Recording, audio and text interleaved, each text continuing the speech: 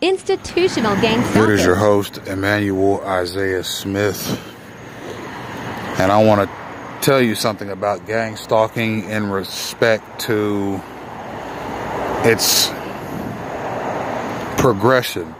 It's not something that just appears out of nowhere. A person's movements, their motivations, their likes and dislikes, their tendencies, their proclivities, their inclinations are studied over a period of years, as well as the tendencies, inclinations, etc. of the people that they live with. They're also monitored. Everything about the targeted individual with respect to their physical characteristics and psychological characteristics are studied, monitored, and documented before the gang stalking campaign is to commence. Now that I know what gang stalking is, a lot of the events that have taken place in my life, both good and bad, positive and negative, advantageous and disadvantageous, make more sense. I'd like to go down the list of institutions that I have experienced gang stalking in.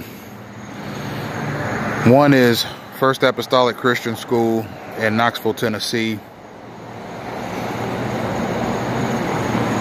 Shaker Heights Middle School, Shaker Heights High School, Bearden High School in Knoxville, Tennessee, Cuyahoga Community College in Cleveland, Ohio,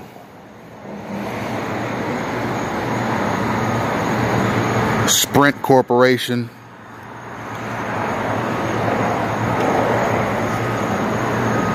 Check It to Cash of Ohio, LLC,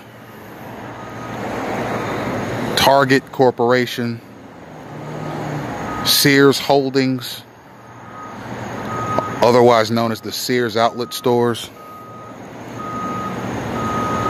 Wright State University, University of Dayton, the Church of Jesus Christ of Latter-day Saints,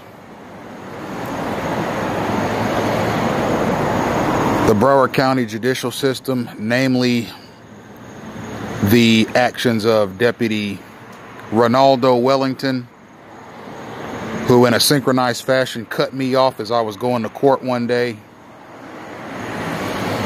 Every institution I've ever committed myself to, I've experienced gang stalking in, namely through the workplace mobbing mechanism.